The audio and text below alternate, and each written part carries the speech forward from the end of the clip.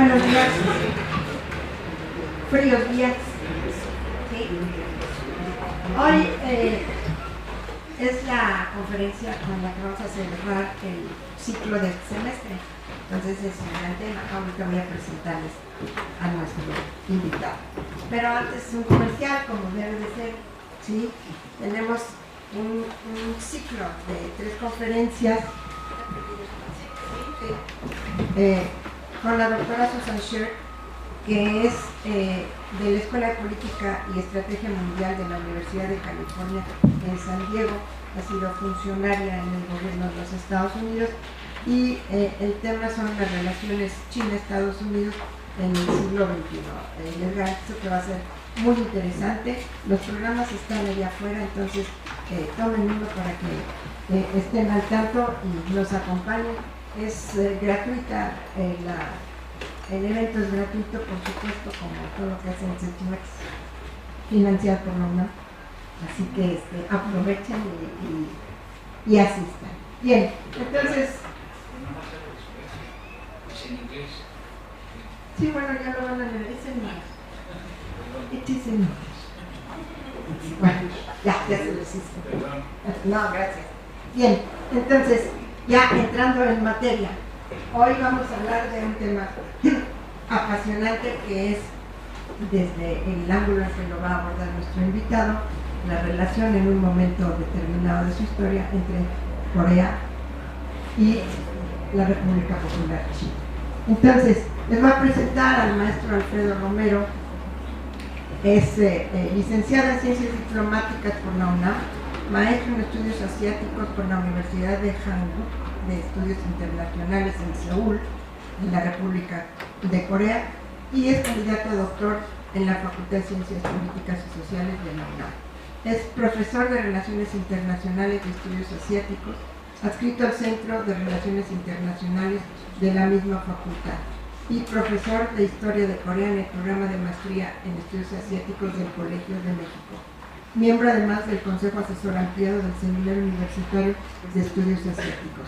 Es desde luego autor de muchísimas publicaciones sobre el tema asiático y coreano, y no los voy a mencionar aquí, porque lo que queremos es darle el espacio a él para que hable. Es un maestro conocido nuestro desde hace muchísimo tiempo y maestro, le agradecemos muchísimo su presencia aquí y le damos la palabra. La mecánica que solemos desarrollar es que usted hable alrededor de 45 minutos para después darle la palabra al público y que tengamos una discusión interesante.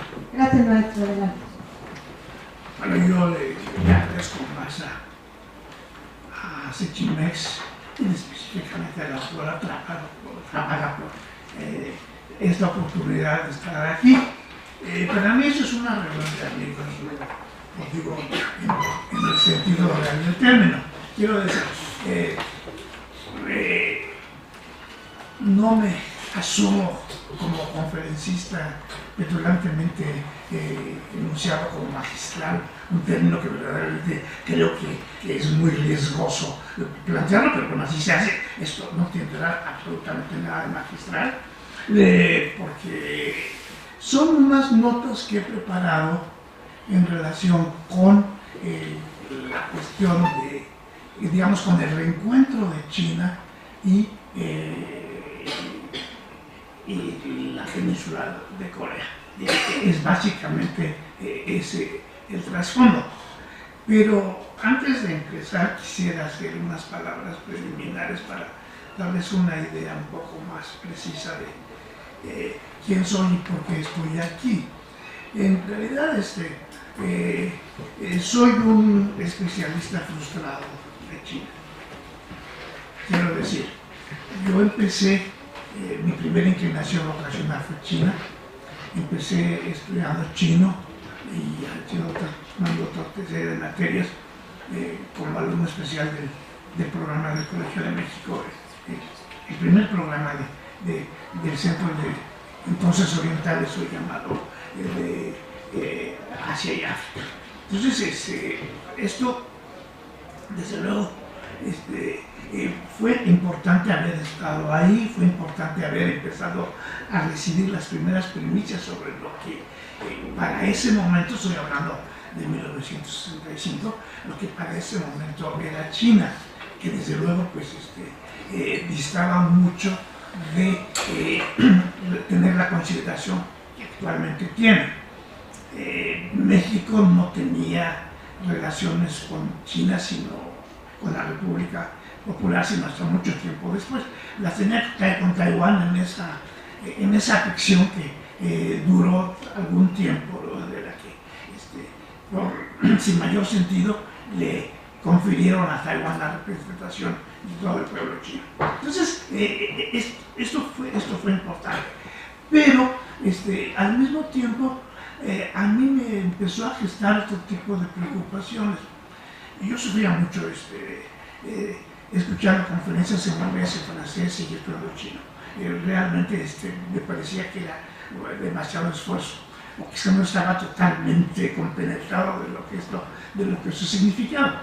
Pero de cualquier manera, me empecé a acariciar la idea de que tal vez si me tenía yo que quebrar la cabeza estudiando chino, pues valdría la pena intentar ir a China. Claro, era una cosa que no se podía realizar en 1965 y mucho menos más adelante. Entonces,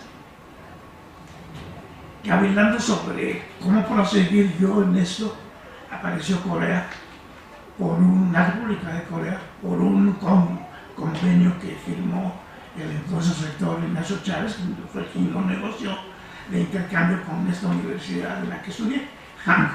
Entonces ahí encontré otra vertiente. Si bien me desligué de China en el sentido de estudio, no fue del todo, porque mi programa de posgrado era un programa de estudios asiáticos, no era un programa exclusivamente sobre Corea. Claro, incluía Corea, pero también incluyó a China, también incluyó a Japón, también incluyó algunos otros temas del este y del sudeste de Asia. Entonces, esto para mí me dio una riqueza mucho más amplia de lo que podía haber tenido en México en aquel entonces. Al mismo tiempo también, visto a distancia esto, les podría decir que fue extraordinario haber intentado esta aventura, porque no solamente entré a Corea y en el momento preciso en el que la República de Corea estaba en ese tránsito de su transformación, que todavía no estaba a la vista, pero que hoy, 50 años después, vemos por una transformación verdaderamente asombrosa. Eso realmente creo yo que muy pocos investigadores sociales tienen la oportunidad de poder entrar a un campo de estudio en esas condiciones, ¿no? Entonces, pienso que esto fue importante. También fue importante, como ya lo mencioné, porque mi programa me permitió tener una visión más general de la región. Y esto creo yo que es lo que de alguna manera me ha marcado, porque yo tiendo a pensar en la región y no tanto en China, en Corea o en Japón. Admito que son entidades específicas, pero al mismo tiempo también siento que hay una base común de la que solemos olvidarnos. Si pensamos que el origen de la población mundial fue un origen de un flujo migratorio que salió de África hacia todas las direcciones del mundo, nos vamos a dar cuenta que realmente este proceso migratorio fue llevando asentamientos de población a muy diversas latitudes y fueron las bases de las que posteriormente se constituyeron lo que hoy denominamos China, Corea y Japón. Pero antes de eso debemos tener presente que hubo un flujo y reflujo de población y de influencias culturales y de toda índole por un periodo muy largo. Evidentemente China tuvo la capacidad por su territorio, por su propio proceso de integración, tuvo la capacidad de poder desarrollar tempranamente a Corea y a Japón de una entidad política más o menos integrada. Pero no fue el caso de Japón, no fue el caso de Corea tampoco. Hasta el siglo VII de esta era podemos encontrar como que ya se perfila de alguna manera lo que va a apuntar hacia la formación de Corea y lo que va a ser Japón. Pero también, sin olvidarnos de que tanto Japón como Corea son también producto de esos flujos migratorios y de una formación multiétnica. Hoy, coreanos y japoneses se asumen como ser una raza única y no es exactamente el caso. Del caso de Corea, sus pobladores originarios llegaron por muy distintas vías y por muy diferentes corrientes migratorias del Asia Central. Fueron tribus nómadas que se esparcieron a través de todo ese territorio y se anclaron en la península coreana. Y esto explicará entonces también el proceso de integración y la formación misma de lo que hoy denominamos Corea, que desde luego parte de esta diversidad. Los japoneses también, lo que pasa es que ellos lograron, por razones también de carácter geográfico, aglutinar mejor a la población. Pero también en el caso de Japón hay elementos de Manchuria, del Asia Central, hay elementos de la población originaria del norte de Japón, los Ainu, que son de otra estirpe étnica, los propios habitantes de lo hoy Okinawa, que tampoco entran dentro de la categoría de los pobladores del resto del archipiélago, y que desde luego están más, digamos, identificados con elementos malayos. Finalmente, diría yo, las lenguas también son otro elemento. Mientras el chino es una lengua distinta al coreano y al japonés, de cualquier manera, ya avanzado su desarrollo, la influencia y la impronta que dejó la escritura china, pues no se ha podido borrar, sigue ahí. En el caso de Japón es mucho más evidente. Ellos siguen cultivando todavía el uso de los caracteres chinos. En el caso de Corea no, pero eso no implica que no se pueda reconocer que por lo menos un 75% o más del vocabulario coreano sea de origen chino, o sea que entonces no se puede realmente disociar esta cuestión. Pero de cualquier forma, a la medida en la que fueron organizándose esas sociedades, pues fueron aglutinándose y formando hoy lo que son las entidades que conocemos. Y la última cosa antes de entrar en materia, como el título de la presentación lo señala, me voy a centrar justamente en la división de Corea y en el papel histórico que China ha representado ahí. Pero antes de proceder a explicar todo esto, quisiera hacer una pequeña acotación en relación con la división de Corea. El lugar común del que partimos todos, y lo digo porque mis estudiantes de ciencias políticas les cuesta mucho trabajo entender lo que yo explico porque están plenamente convencidos de que la división de Corea fue estrictamente hablando el enfrentamiento de la Unión Soviética y de los Estados Unidos y que a partir de ahí emanó todo. No voy a decir que no es un elemento, está ahí presente, nada más que es el último elemento. Ellos llegaron en 1945. Antes de eso hubo otras cosas más. Y eso es lo que yo quisiera también que se tuviera en consideración.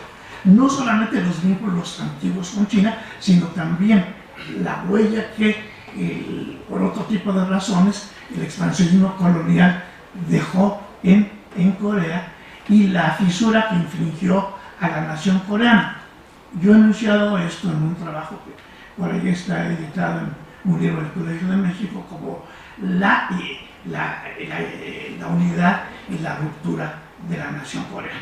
y creo que es por ahí donde podríamos vislumbrar mejor el carácter de la división, que desde luego se empeora con lo que posteriormente fue el enfrentamiento soviético-estadounidense, y entonces, bueno, pues ahora sí, también es un elemento a considerar, pero vuelvo a repetir, eso es lo que más priva. Ahora, en este caso, yo me voy a centrar en lo que ha sido los últimos 60 años de historia de Corea, quiero decir, desde 1949 un poco hasta hace poco. Y desde luego también dentro de esto, ya expliqué un poco lo que fue la etapa temprana de los vínculos históricos de China con la península de Corea. Solamente sí quisiera dejar señalado que, a diferencia de Japón, el vínculo Corea-China fue mucho más estrecho. Si bien, por efecto del llamado sistema tributario, que fue ese sistema por el que China rigió sus relaciones con sus vecinos por muy prolongado lapso de tiempo, de hecho terminó hacia el siglo XIX esto. Pero claro, hay matices.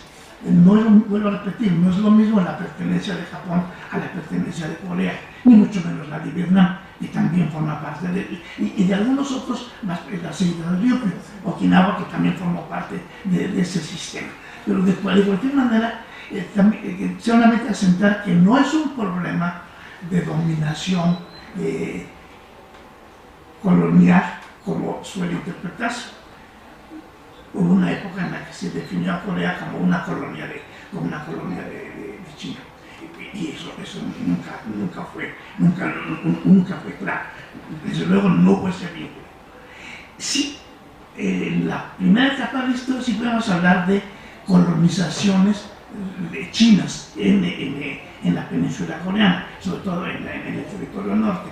Pero esas colonizaciones fueron destacamentos militares, enclaves poblacionales que sí, desde luego, no significaron mayor cosa, porque en el momento en que se empieza ya a organizar la posible unidad política y territorial de Corea en el siglo VII con la dinastía que se escinde de los tres reinos, ya en ese momento sí podríamos precisar esto ya como el punto de partida, pero no sería exactamente otra cosa. Aclaro también que eso significó la pérdida territorial de lo que hoy es Manchuria por parte de Corea. La península coreana y lo que podríamos haber denominado Corea en aquel entonces ocupaba parte de Manchuria. Y esto, con la ayuda que China le dio al reino de Shilla para la unificación, pasó realmente a integrarse a China esta parte del territorio. O sea que entonces se quedó la península reducida a lo que es todavía actualmente, con el río Yalu como frontera y la península propiamente dicha. Entonces, señalado esto, quisiera señalar otra cuestión que creo yo también merece la pena que se conozca. Ese sistema tributario que terminó en el siglo XIX, en el caso de Corea tuvo una variante. China respetaba el estatus político de los miembros del sistema tributario, pero ya a finales del siglo XIX cambió un poco de actitud frente a todo los avatares que tuvo que pasar frente a la dominación colonial y frente a las presiones de Japón, y desde luego el auge de Japón, que empezaba a perfilarse ya como una potencia expansionista. Entonces ahí China decidió jugar a una última carta, olvidarse del respeto que tenía por la autonomía política del reino coreano y tratar de dirigir y de orientar el comportamiento que debería tener el reino de Corea. Algunos llaman a esto protectorado. Yo no le llamo porque el protectorado de alguna manera tiene otro tipo de información, pero de cualquier manera este elemento sí está ahí presente. Entonces aquí se genera otra cuestión, porque esa pretensión de China solamente termina con la guerra sino-japonesa, cuando ya finalmente China es derrotada, y entonces sí ya no le queda más espacio para actuar. Entonces de aquí se inicia prácticamente un desapego entre China y la República Coreana, que se va a encontrar a reencontrar en 1949. Pero en el ínterin, bajo la dominación colonial, se da también otro fenómeno de acercamiento y de participación conjunta entre chinos y coreanos. Me refiero, unos hicieron causa común con los nacionalistas, porque el gobierno nacionalista les permitió a los coreanos tener un gobierno en el exilio en Shanghái, y entonces esto llevó a muchos coreanos a trasladarse precisamente a China, y fueron los que muchos de ellos participaron en las acciones en contra de los japoneses llevadas a cabo por los nacionalistas. Pero del otro lado estaba también otro grupo, el de los comunistas, que sí también estuvieron codo con los chinos en la lucha antijaponesa. Entonces, estas dos vertientes y el encuentro entre los nacionalistas, los comunistas con los patriotas coreanos, que desde luego eran gente que no podía vivir en Corea precisamente por sus posiciones nacionalistas, y consideraban que debería entonces estar más en un acuerdo con China. Como sabemos, finalmente pues, los comunistas avanzaron más en su proceso de integración y de formación de la conciencia revolucionaria y la idea de la creación de una nueva China, que fructificó en 1949, pero quedó esto ya marcado. Y por supuesto, todo esto que estoy refiriendo así someramente, pues se centra precisamente en el hecho de que de 1898 a 1949 los contactos más directos entre China y Corea no se dieron, pero sí lograron finalmente tomar otro rumbo cuando en 1945 un acuerdo militar, y subrayo el acuerdo militar porque no implicaba que la Unión Soviética y Estados Unidos habrían de permanecer indefinidamente en la península coreana, sino que simplemente fue una estrategia trazada a última hora en los acuerdos anteriores al final de la guerra que tuvieron el llamado grupo de las potencias aliadas, del que formaba parte la China nacionalista, que decidieron que tropas de la Unión Soviética y de Estados Unidos ocuparan la península coreana. No discuto aquí una serie de pormenores que hay ahí, si sirve el caso podemos volver sobre esto más adelante. Pero lo que sí es cierto es que ya una vez la ocupación, hecha la ocupación, y el desarme de Japón fue prácticamente inmediato, y de hecho no hubo ninguna resistencia, pues los coreanos vieron frustrada la idea de crear una Corea libre e independiente, que desde luego también habría que decirlo de paso, no fue resultado de una lucha organizada de los nacionalistas coreanos. El movimiento nacionalista se escindió por muy diversas rutas y nunca se integró. Luego, cuando se llega a 1945, las políticas de ocupación chocan con las pretensiones de reivindicación nacional que hacen muchos de los grupos de este movimiento nacionalista disperso. Aquí también habría que matizar que hay un comportamiento diferente. mientras Estados Unidos asume que es un gobierno militar y que a su debido tiempo los coreanos deberán tener una participación, los soviéticos por su lado le dejan un poco más y abierto el camino a los comunistas para llevar a cabo el inicio de la integración nacional. Y esto desde luego explica también por qué finalmente la causa comunista es la que tiene mucho más arraigo en toda la población coreana, y eso nos podrá explicar también por qué después Estados Unidos en su política decidió frenar ese tipo de situación, porque implicaba que de haber una Corea libre e independiente sería comunista, y eso ya para ese momento no lo aceptaron. Como desde luego aconteció lo mismo con China. Estados Unidos hablaron siempre de la pérdida de China, pero no perdieron nada, nunca tuvieron nada. Sin embargo, como sí ingirieron en el proceso, y sobre todo en la última parte del enfrentamiento de nacionalistas con comunistas, y claro, la balanza no se inclinó a su favor, pues terminaron diciendo que eso era realmente una pérdida. Y bueno, esa es una historia también muy complicada que no quisiera abordar más, porque nos llevaría a Estados Unidos, y espero que en la próxima conferencia que vamos a escuchar por ahí nos digan algo.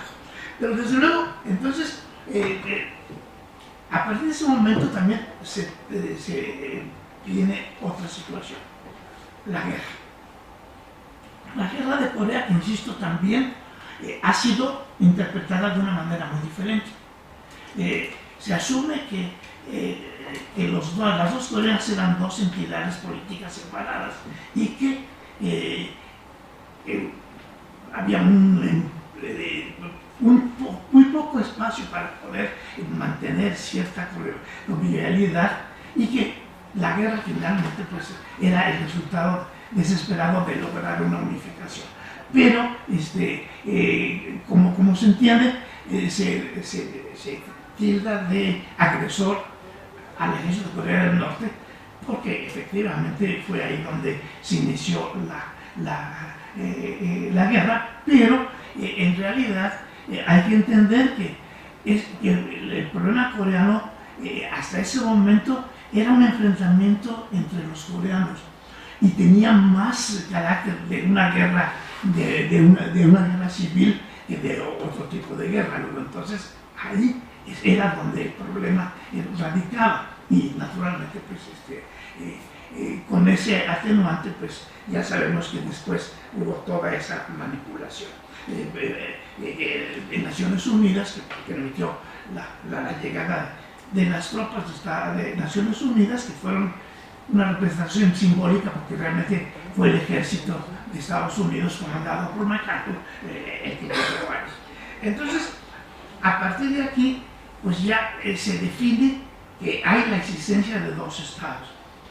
Desde luego, por razones de carácter político y por el hecho mismo de que China era vecina del norte, pues reconoce al norte.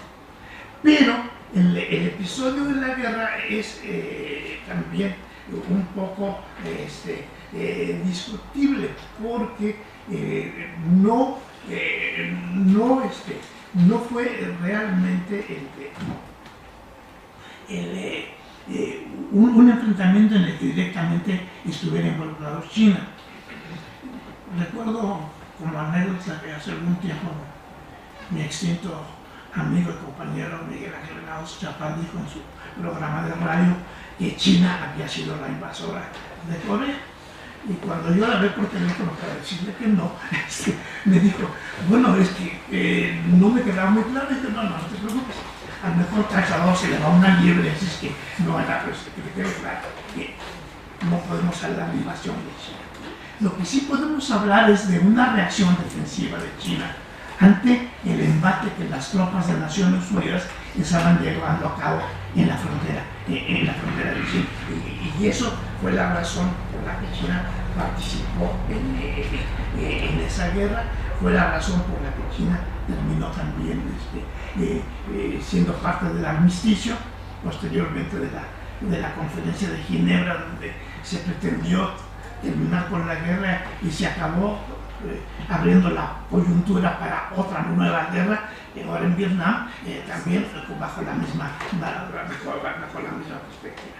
Entonces, ya visto esto, quisiera pasar ya a otra cuestión que me parece que es la que debo puntualizar. El acercamiento de China y Corea del Norte, como era obvio por razones de cómo se dio la división y posteriormente la colaboración en la guerra. Esas relaciones han oscilado mucho entre el acercamiento y el enfriamiento. Nunca ha habido mayor posibilidad de decir que China no ha estado del lado de Corea del Norte. Pero sí, muy pronto el gobierno de Corea del Norte descubrió que si podía equilibrar la presencia de la Unión Soviética y de China, esto podría ser mucho más favorable para su propia integración. Y entonces jugaron siempre esa carta. Entonces podríamos definir esto como, en unos momentos está más cerca de la Unión Soviética, sobre todo al principio estuvo muy cerca de la Unión Soviética. Después empezaron a estar más cerca de China, y así ha estado oscilando hasta ya en años recientes, en donde se ha perfilado mejor el carácter que esto hace. Pero el gobierno norcoreano ha tenido que sufrir las vicisitudes de los cambios internacionales. Todo iba muy bien entre China y Corea del Norte hasta que Nixon, Kissinger y ese acercamiento que se da con miras a normalizar las relaciones entre Estados Unidos y China, abre otra coyuntura, de la que desde luego Corea del Norte pues se siente menospreciada, pero al mismo tiempo también aspira a que esto también vaya a jugar en su favor. Por supuesto, el gobierno chino siempre se esforzó en hacerle patente a Corea del Norte que nada había cambiado, que era normal que pudiera buscar un reacomodo con Estados Unidos, pero que eso no significaba el abandono de sus posturas. Y así pareció ir realmente por mucho tiempo, hasta que ya entrada más adelante en la década de los 80, ahí se plantea otra situación. En un primer momento también se presentó la posibilidad de que hubiera cierto acercamiento con el sur, pero el sur, recalcitrantemente anticomunista, no era posible que pudiera haber un mínimo acercamiento con China, porque ellos estaban totalmente aferrados a la política anticomunista. Pero empezaron también a haber posibilidades de hacer comercio. Pero fue una coyuntura muy fortuita, pero finalmente muy importante. La organización de los Juegos Olímpicos de 1988. Ahí fue donde realmente se perfiló lo que iba a ser posteriormente el acuerdo y el acuerdo y desacuerdo con Corea del Sur y con Corea del Norte. Porque esa política, la Nordpolitik, el gobierno de Corea del Sur puso en práctica, lo que realmente significaba era buscar el aislamiento y el desprendimiento de las alianzas que la Unión Soviética y el bloque socialista tenían con Corea del Norte. Ellos lo interpretaban de otra manera, por supuesto, decían que eso se hacía con miras a que se pudiera tener una mayor posibilidad de buscar la interacción y la cordialidad entre los coreanos, y que precisamente acercándose al bloque socialista esto aseguraba esa posibilidad. como posteriormente aconteció, esto no fue así. En realidad sí significó una ruptura, pero la Olimpiada fue, vuelvo a repetir, el catalizador que apoyó y favoreció este tipo de desarrollo. Corea del Sur, como organizadora de la Olimpiada, tenía mucha preocupación de que pudiera volver a acontecer lo que había acontecido en las dos Olimpiadas anteriores, en la de Los Ángeles, la de Moscú, en la que se cindieron y fueron dos celebraciones olímpicas fragmentadas. Ellos no querían ver eso, y en aras de esta supuesta convivialidad entre el espíritu olímpico y lo que ellos tenían en mente, fue que lograron efectivamente que los países del bloque socialista participaran en la Olimpiada, que la Unión Soviética participara, en fin, que se hiciera mucho más amplio la participación, lo cual sí aconteció. Las excepciones ya saben cuáles fueron, ¿no? Cuba, en fin, pero en realidad eso sí fortaleció.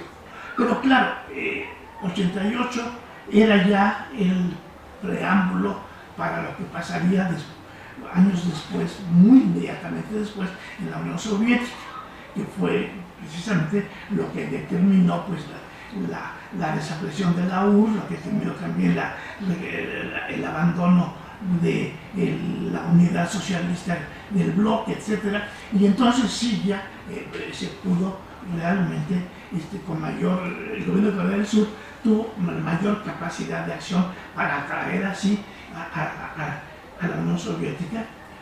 Gorbachev llegó incluso personalmente a conversar con el gobierno de Corea del Sur. En fin, se hicieron una serie de arreglos que marcaron el reconocimiento por parte de la Unión Rusa del gobierno de Corea del Sur, y junto con ellos ya previamente había habido otros países socialistas que habían hecho lo mismo. Evidentemente China no se podía quedar atrás frente a esta situación. Entonces, ¿qué hizo? Bueno, pues las relaciones comerciales que habían iniciado se incrementaron un poco más, y esto fue paulatinamente conduciendo el cauce para que en 1992 por fin se hiciera el reconocimiento del gobierno de Corea del Sur y se establecieran relaciones. Esto, desde luego, pues vino a contribuir más al deterioro que ya de por sí había en Corea del Norte. Y entonces, ahí sí acabó minándose la capacidad de acción diplomática del norte con el antiguo bloque socialista, porque prácticamente pues empezaron a establecer relaciones con el sur. Y por eso es que insisto que la famosa Nordpolitik no fue realmente el intento por acercar a las Coreas, sino al contrario, por separar a Corea del Norte. Dicho eso, quisiera solamente marcar otra cosa que me parece importante.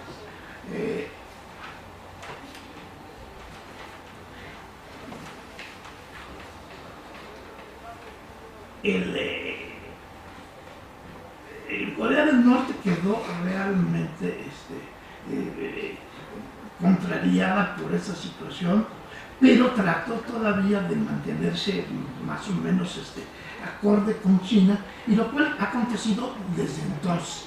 En realidad, vuelvo a repetir, no ha habido nunca una ruptura entre el gobierno de Corea del Norte y China, no.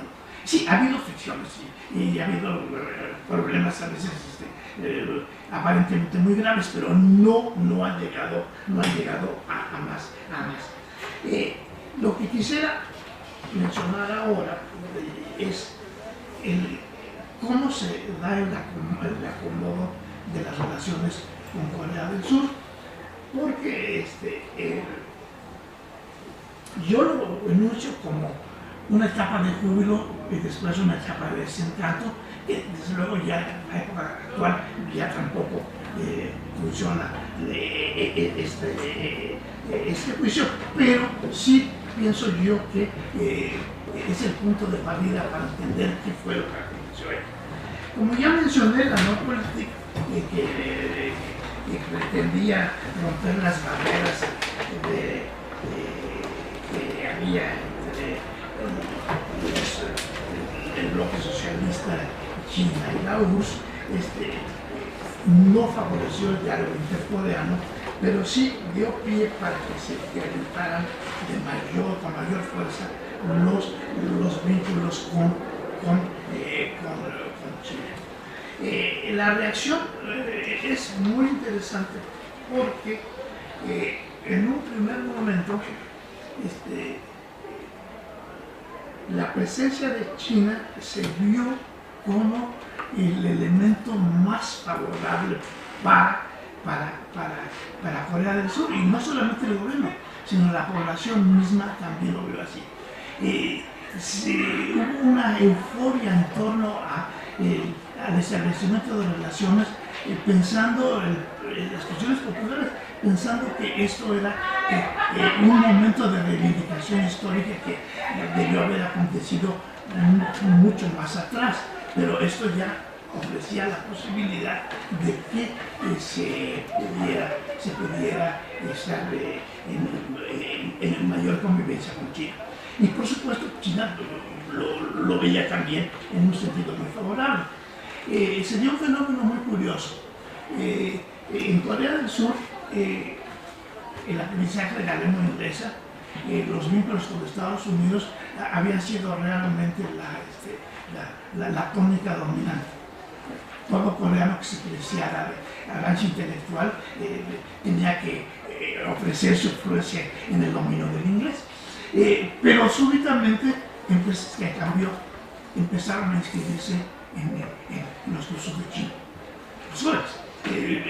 Iban a aprender chino porque esto representaba un reencuentro con la historia, y eso representaba también la posibilidad de poderse deshacer de la influencia de Estados Unidos, y sobre todo en el ámbito de los jóvenes era muy importante porque ellos más que nadie habían protestado por el apoyo que indirectamente dio el ejército de Estados Unidos para suprimir las proclamas democráticas que hubo en la provincia del sur, en Guangzhou, y que fue una masacre brutal en la que terminó aquello, y de ahí Estados Unidos perdió mucho de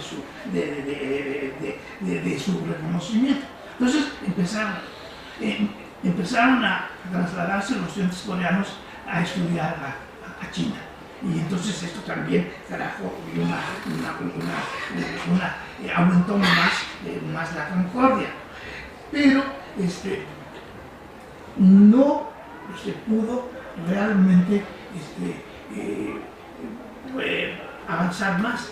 Sin embargo, no faltaron las expresiones cordiales y favorables a este respecto.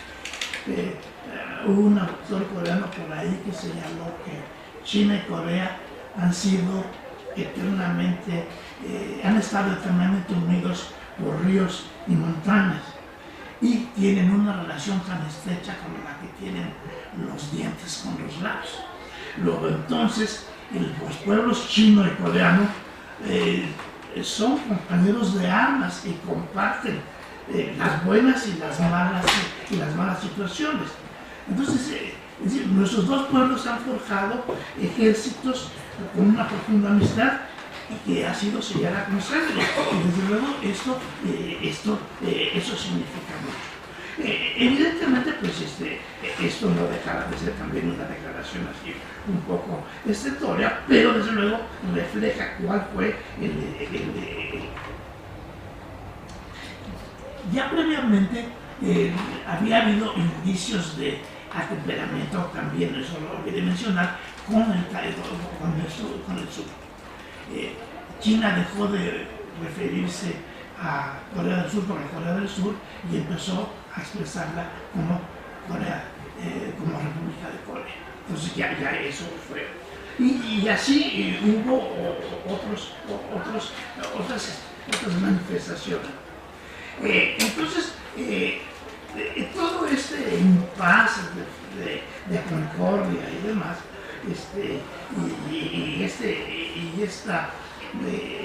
esta complacencia por encontrar los vínculos históricos perdidos, tuvo un choque inesperado. Un equipo de investigación histórica chino, a que desde luego también el portavoz de esta investigación no fueron los académicos, sino fue el propio Ministerio de Relaciones Exteriores, asentaba que Goguryeo, el tercer reino vecino a China, del que yo hablé, que en el pasado formó parte del territorio chino ampliado hacia Manchuria, había sido, no era un reino coreano, sino había sido un reino chino, que había sido tributario de China y que ellos trataban de reivindicar esto como un elemento fundamental de su historia. Naturalmente, esto pues a los oídos de los coreanos del sur fue verdaderamente desastroso, porque no se podía aceptar que argumentos de ese tipo se pudieran realmente escribir. Pero, no obstante, hubo también quienes plantearon otra cuestión que me parece que puede también tener un cierto significado, que habría que revisar muy bien el curso del desarrollo histórico de ese territorio y entender que lo que yo planteaba en un principio, ¿no? Que en los orígenes de la historia era muy difícil precisar realmente qué era China y qué era Corea. Ya en términos contemporáneos y podemos entender ahora las especificidades, pero antaño no. Y en esta época, en la que desde luego era evidente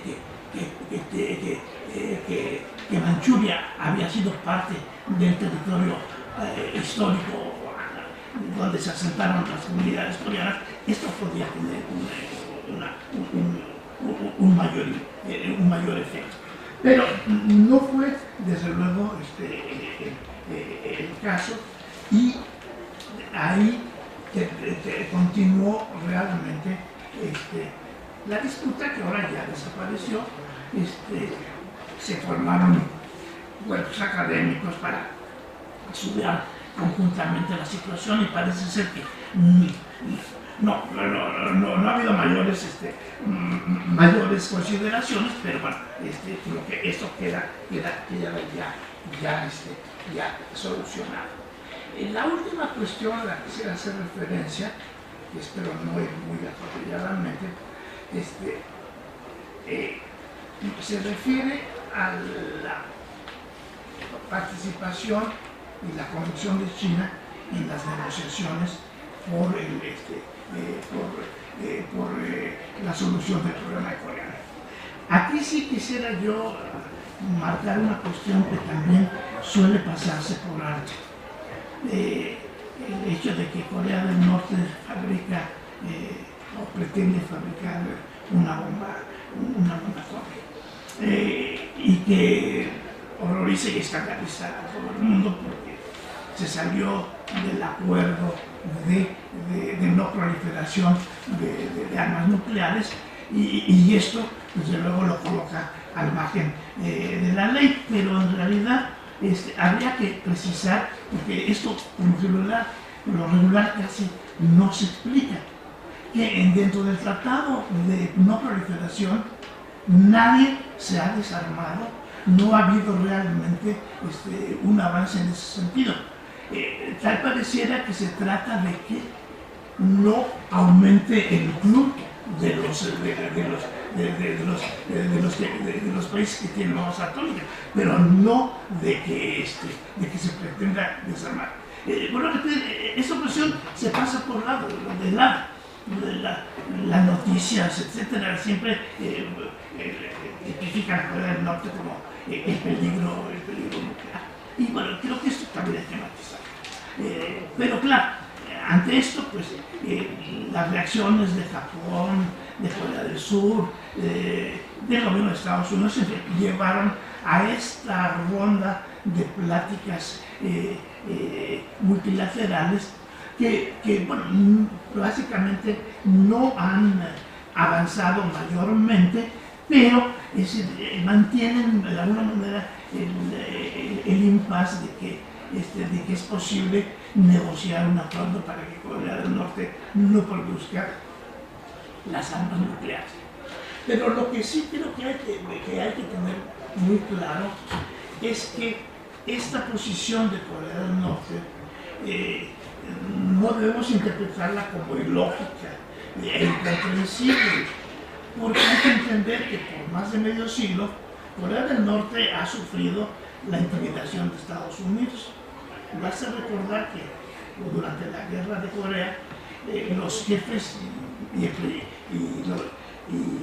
concretamente el presidente Truman amenazaron con hacer un ataque nuclear en contra de Corea del Norte. Y entonces esto creo yo que es un elemento que debe tenerse presente. Más aún, en el transcurso de la Guerra Fría hubo también armamento atómico en el caso del territorio de Corea del Sur. Ahora dicen que ya no está, y bueno, yo confío en que debería ser, eso sea así. Pero también esto violaba el acuerdo de armisticio y pareció no importar mucho el asunto.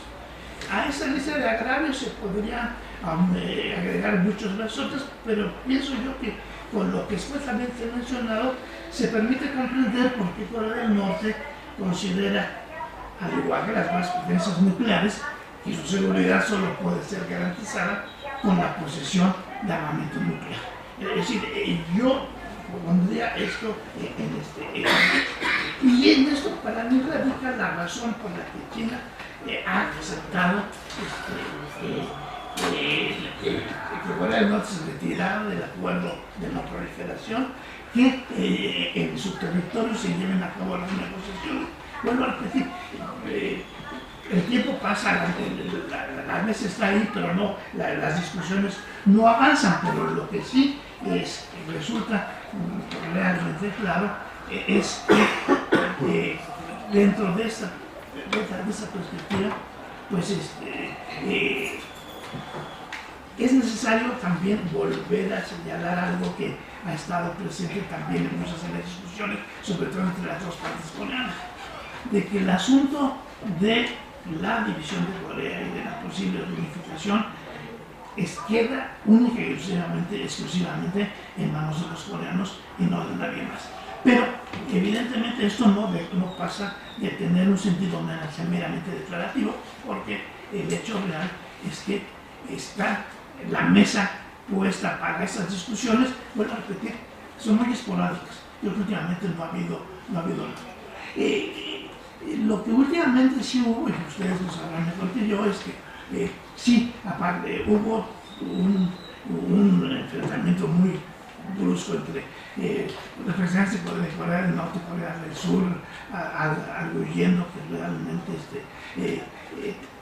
Corea del Norte estaba yendo muy más lejos, amenazando la seguridad de Corea del Sur, etcétera, etcétera. Pero últimamente, según lo que he visto por ahí, pues parece que ya entraron otra vez en otro tipo de acuerdo, que eso hay que tomarlo con mucha cautela, pero en fin, porque eso sigue oscilando siempre. Yo defino esa situación con un término en coreano, konmonsoda, que mientras se hace una pregunta en el oeste, en el este no hay respuesta. O sea, un diálogo de solos. Eso es lo que realmente ha acontecido. Vuelvo a repetir, espero haber cubierto lo que me propuse. pongo a consideración de ustedes lo que he expresado. Les agradezco desde luego que hayan tenido la gentileza de venir aquí. Les agradezco a ustedes que después de un largo tiempo en el que no cumplí mi primera promesa, por fin estoy aquí y espero que haya sido para bien. Uno no puede ser después ni mártir, ¿no?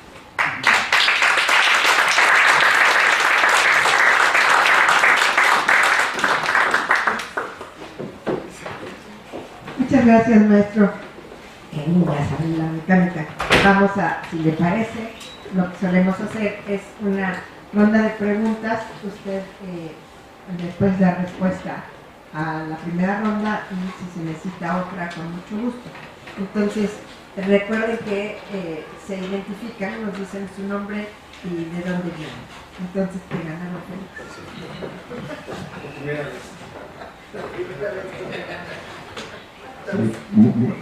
Buenas tardes. Me llamo Andrés Ruiz, soy periodista alternativo de medios alternativos de redes sociales, egresado de esta universidad. Soy abogado, pero soy buena gente, tengo que aclarar. Pero mire, mi inquietud y por lo interesante de su exposición, me surgen algunas reflexiones que quisiera compartir muy brevemente. Mire, yo me acuerdo, en mis tiempos mozos estuve en las dos Alemanias cuando todavía existía la democrática, la Alemania Oriental y también en la Alemania Occidental. Después tomé un curso ya en la Alemania Nueva, pero me acuerdo que influía mucho la visión que tenían bajo, digamos, que se, como el agua, como la humedad, se pasaba de la Alemania Occidental a la Oriental. Los jóvenes añoraban algunas cosas de Alemania Occidental y claro, estaba la propaganda muy fuerte, etcétera, pero parece que eso fue influenciando también a los jóvenes. No sé si en el caso de las dos Coreas suceda eso. Mire, estuve en el Foro de Sao Paulo, en un Foro de Sao Paulo, y ahí decía, cuando trataron el tema nuclear, poder nuclear para los poderosos, para los países pequeños no. Pareciera que el hecho de que tenga esta capacidad Corea del Norte ha evitado que la arrasen como han arrasado con otros países. No sé si eso sea determinante para que incluso se le respete, porque Estados Unidos parece que no se quiere sentar directamente en la mesa con ellos porque les habla de tú a tú y como que no les parece, ¿no? Pero mire, cuando Gorbachev estaba gobernando y hicieron el pacto para no vender armas, decían algunos medios soviéticos todavía que donde ellos habían dejado de vender armas, los norteamericanos empezaron a vender. El acuerdo fue ya no vender, pero ellos se retiraron y ese mercado lo ganaron los otros. La acción del armamentismo en relación a Corea, no sé si se pueda tratar un poquito de eso. Y finalmente, no sé si ahora con Trump, no sé si con este hombre que es como la chimotrufia, lo mismo dice una cosa que otra, pero dicen por ahí que alabó a un dirigente coreano. No sé si se vislumbre un cambio en la relación de Estados Unidos con este hombre. Muchas gracias.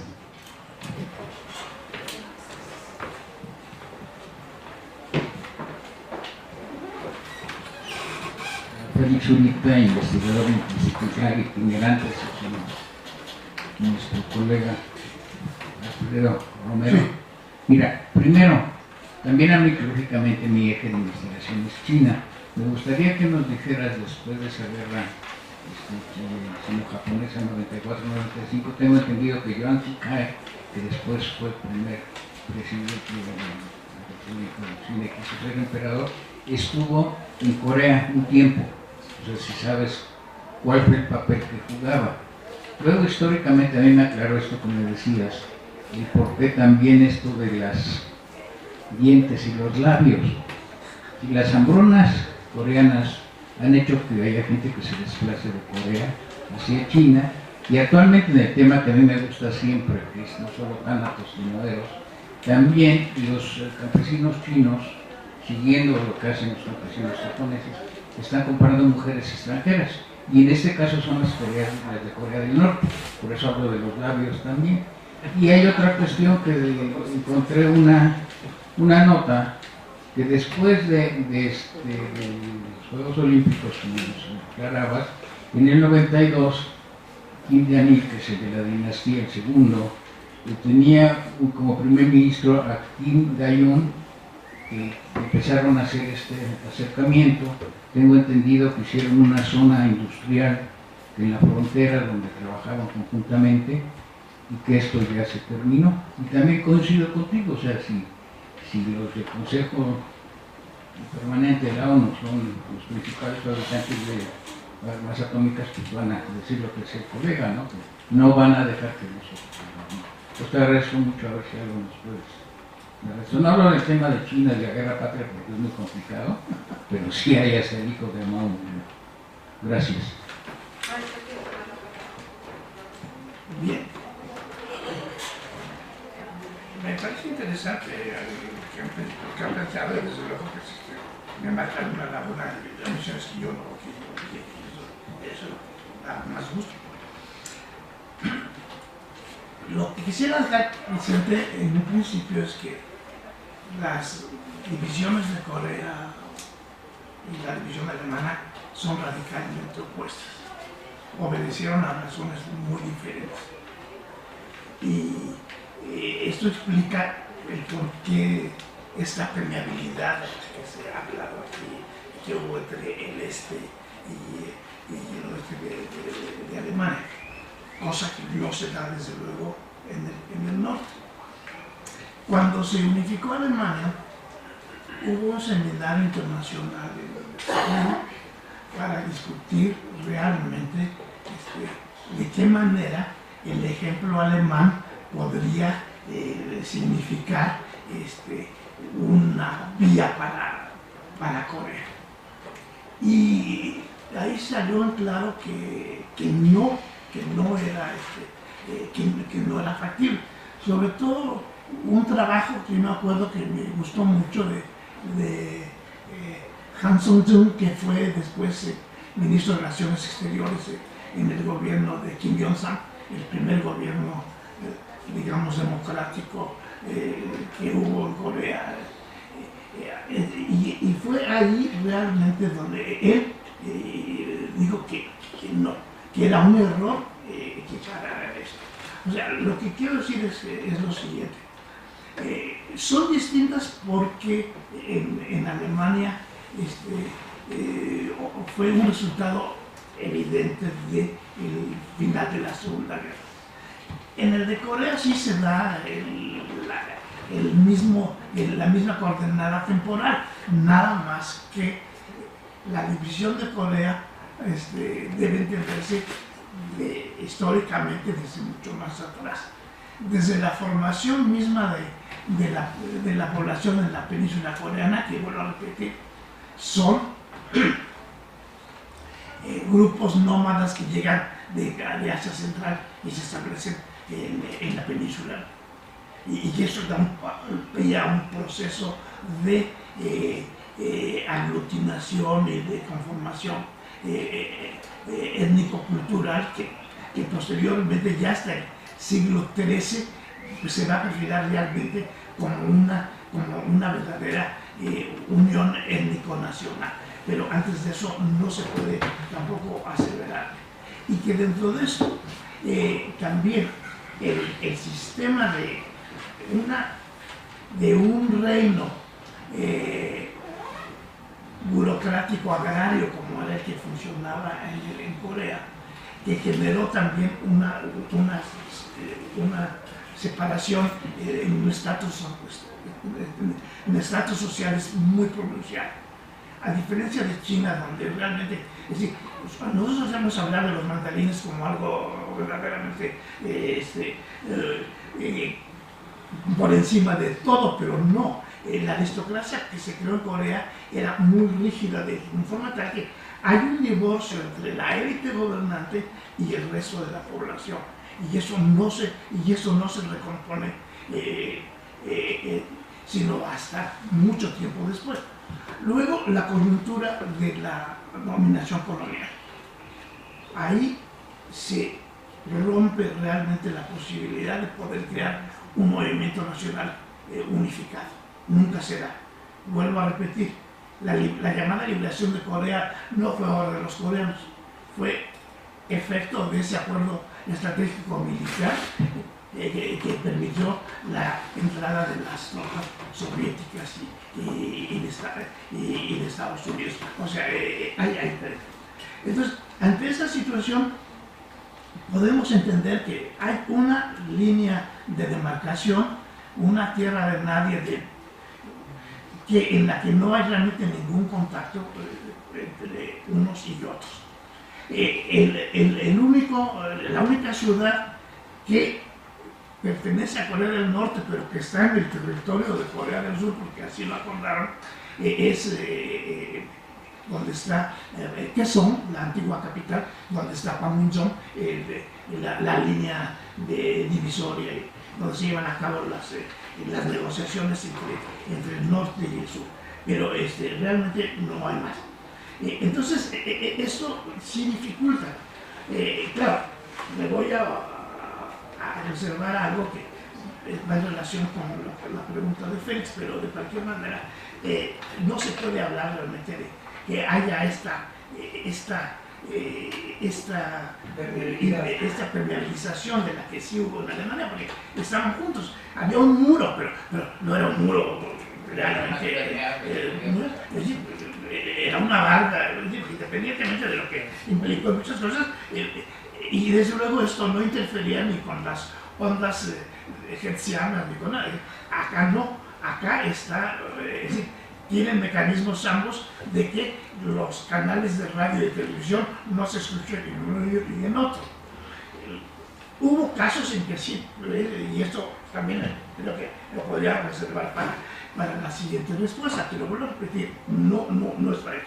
Ahora, en el caso del armamento nuclear, pues sí, es claro que la respuesta de Corea del Norte es esta.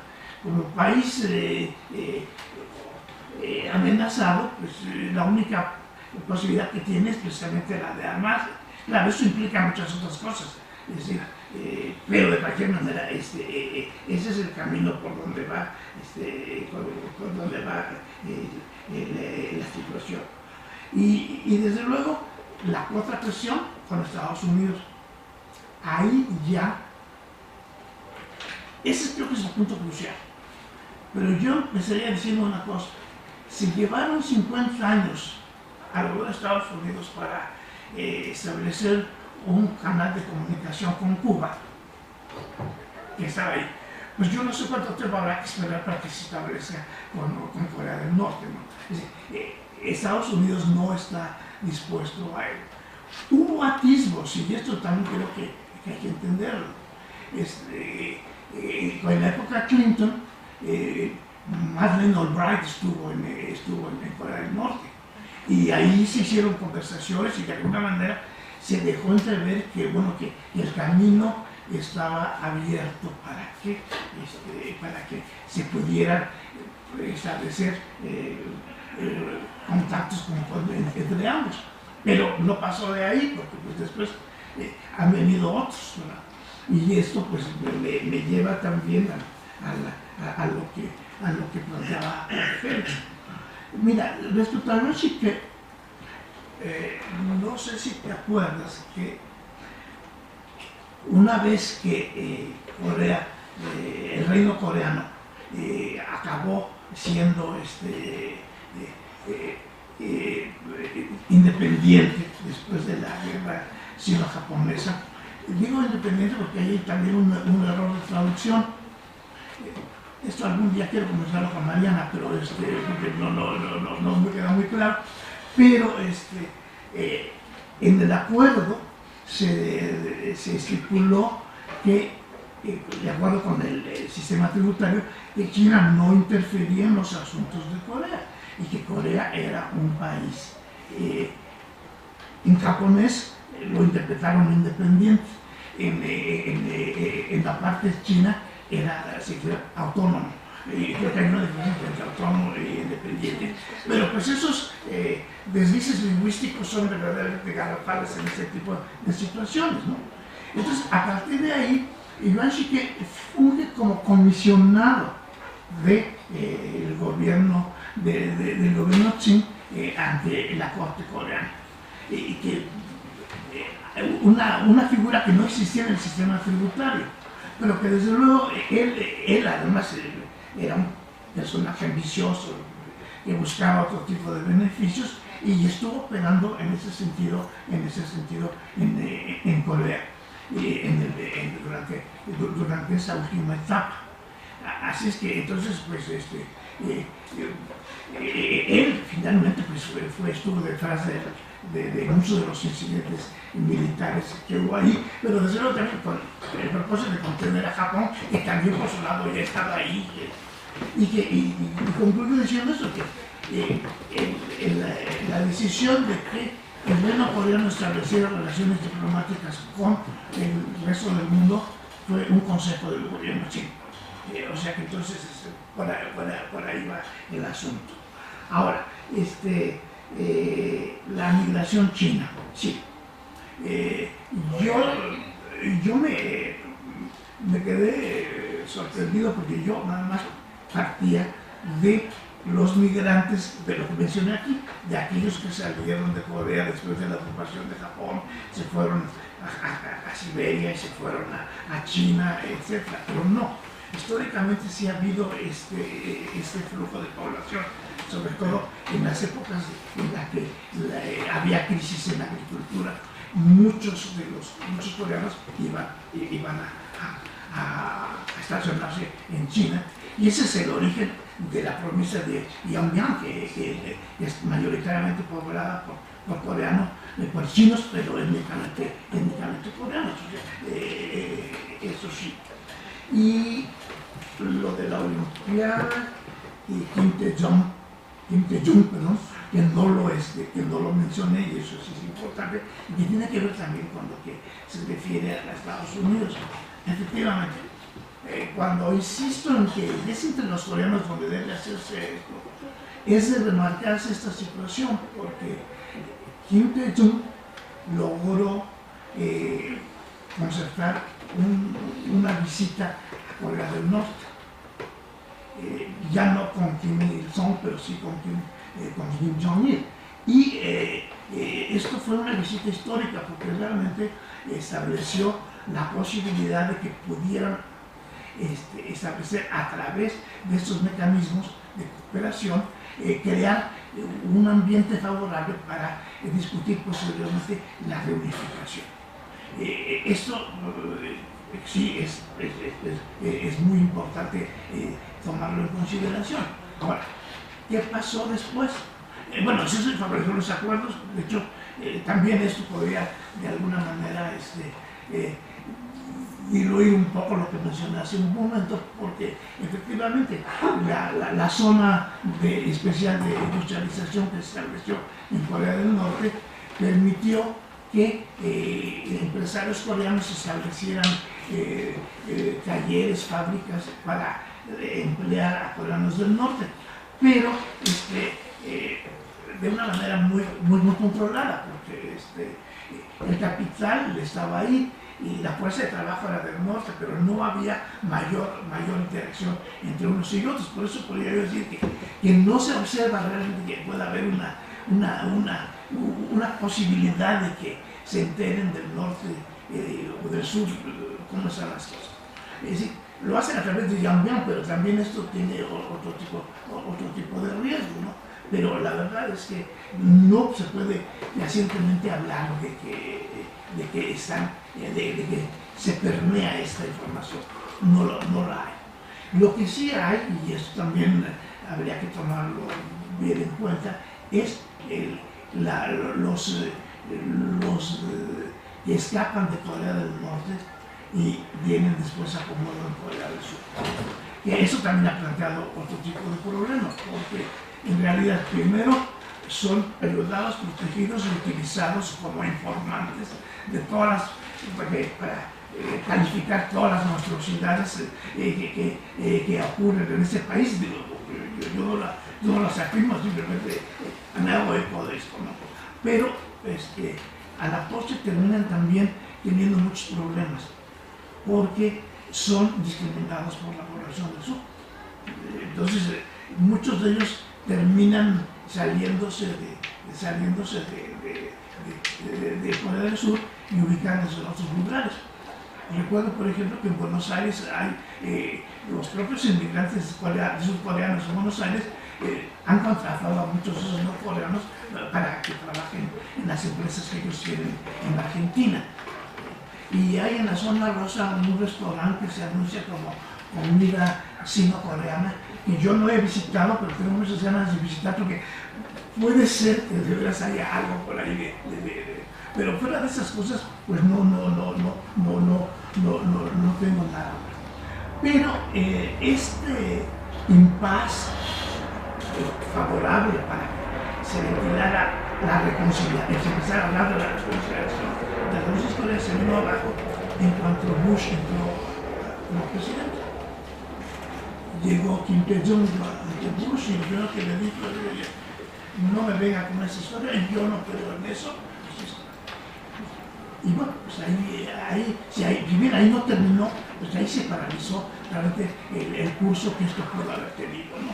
Entonces, bueno, entendemos, no hablo de Trump porque pues, es muy reciente, no sé qué, pero bueno, pues eso hace pensar que si con Bush, que ya era algo monstruoso, pasa eso, pues con este hombre, que no sabemos realmente qué tan monstruoso es, pues pueden acontecer peores cosas, ¿no? Una pregunta. Como en esta parte de la relación este-oeste y el tema de siendo Corea del Norte pues sumamente militarista, ¿quiénes son los países que proveen de armamento a Corea del Norte? ¿Ellos mismos lo fabrican o con quién tienen fundamentalmente relaciones, además de Alemania? Bueno, al principio ellos mismos lo fabrican.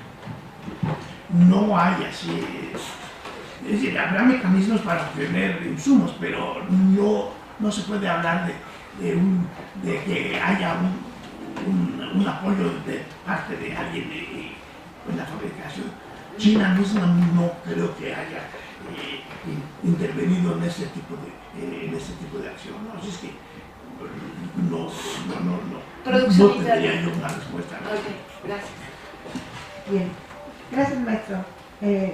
Creo que una mañana muy interesante, es un tema que pocas veces tenemos la oportunidad de oír, así que maestro, le damos las gracias de veras y queda invitado para subsecuentes sesiones. Bueno, voy a tratar de venir con las relaciones a sus necesito estudiar China, y ustedes son realmente así. ¿Cuántos años tienen ya? 10. Esto habla ya de una trayectoria consolidada, ¿no? Es decir, los horarios son fatales. No pueden no fallar, pero en fin, pero trataré de venir así. Bueno, a eso de Estados Unidos seguramente vengo, así es que por aquí estaré. Yo también les agradezco mucho eso de las vuelvo a repetir, uno puede ser muy mi parte, pero no me dio mucho gusto haber estado aquí y créanme lo que voy a regresar. Claro que sí, muchas gracias.